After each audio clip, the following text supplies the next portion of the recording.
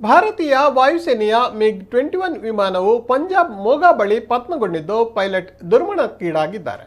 ಈ ಬಗ್ಗೆ ವಾಯುಸೇನೆಯ ಅಧಿಕಾರಿಗಳು ಮಾಹಿತಿಯನ್ನ ನೀಡಿದ್ದಾರೆ. ಈ ಅವಘಡ ಮೊಗಾದ ಬಹುಪುರಾಣ ವ್ಯಾಪ್ತಿಯಲ್ಲಿ ಬರುವ ಲ್ಯಾನ್ಯಾನ ಖುರ್ದ್ ಗ್ರಾಮದಲ್ಲಿ ಇಂದು ನಸುಕಿನ ಜಾವ 1 ಗಂಟೆ ಸುಮಾರಿಗೆ ಜರುಗಿದೆ.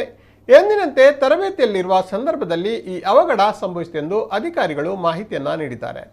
ಪಾಶ್ಚಿಮಾತ್ಯ ವಲಯದಲ್ಲಿ IAF ವಿಮಾನ ಪತನಗೊಂಡಿದೆ. ಪೈಲಟ್ ಅಭಿನವ್ ಚೌಧರಿ ಅವರಿಗೆ ಮಾರಣಾಂತಿಕ ಗಾಯಗಳಾಗಿದ್ದು ಮೃತಪಟ್ಟಿದ್ದಾರೆ. ಈ ವರ್ಷದಲ್ಲಿ ಇದು 3ನೇ ಘಟನೆಯಾಗಿದ್ದು ಈ ಅವಘಡಕ್ಕೆ ನಿಖರ ಕಾರಣ ಏನು ಎಂಬುದು ಇನ್ನಷ್ಟೇ ತಿಳಿದು ಬರಬೇಕಾಗಿದೆ.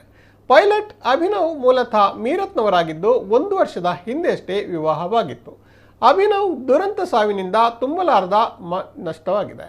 ಅವರ ಕುಟುಂಬಕ್ಕೆ ದುಃಖ ಭರಿಸುವ ಶಕ್ತಿಯನ್ನ ದೇವರು ಕರುಣಿಸಲಿ ಎಂದು ಇಂಡಿಯನ್ ಏರ್ ಫೋರ್ಸ್ ಟ್ವೀಟ್ ಮಾಡುವ ಮೂಲಕ ಸಂತಾಪ ಸೂಚಿಸಿದೆ.